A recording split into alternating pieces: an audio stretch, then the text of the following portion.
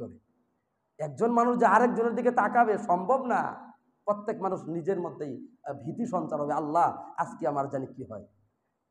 যাই হোক, যেটা বলছিলাম, এই যে ভীতি সঞ্চার হওয়া, এই যে ভীতি সঞ্চার হওয়া, এই ভীতি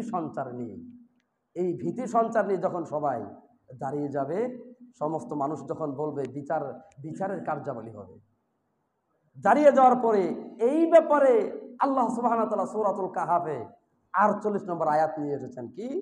মালি হাযাল কিতাব, আদম সন্তান দেখো, মালি হাযাল কিতাব, ও আদম সন্তান, এই যে তোমার খাতা, এই যে তোমার খাতা, এই যে তোমার আমলনামা, মালি হাযাল কিতাব লা ইগাদিরু সগীরাতাও ওয়ালা কাবীরাতান ইল্লা আহসাহা।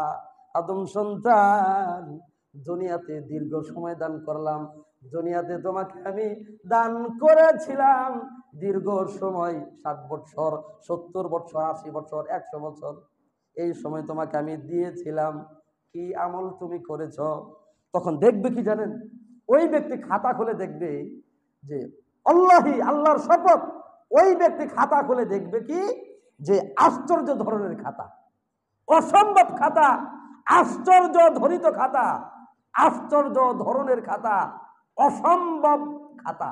যেই খাতা জীবনের বড় বড় যত গুনাহ, জীবনে আপনার জীবনে যত বড় বড় গুনাহ করেছেন সমস্ত গুনাহ লেখা, সমস্ত গুনাহ কি করা? লিপিবদ্ধ করা। এবং কি কোন বাসার নিচে, কোন ঘরের মধ্যে গোপনীয়তা বজায় রেখে কোন ছোট পাপ করেছেন সেই লেখাটাও খাতা ছেড়ে দেননি। সুবহানাল্লাহ বলুন। বোঝাইতে পারিনি আয়াতের অর্থটা মনে হয়।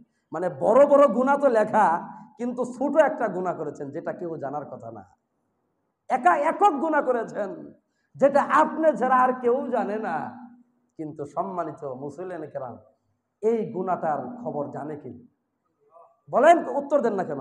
উত্তর দিতে হবে আমার সাথে, তাহলে বুঝতে পারবেন খুতবা। উত্তর না দিলে বোঝা সম্ভব না। কে জানে? বলেন, কে জানে? কে? আপনার ছোট গুনার খবর, তথ্য আছে কার কাছে?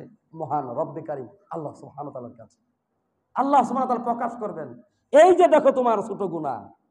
আল্লাহ সুবহানাহু ওয়া তাআলা বলবেন কি, আদম সন্তান, আজকে ইনসাফ করা হবে।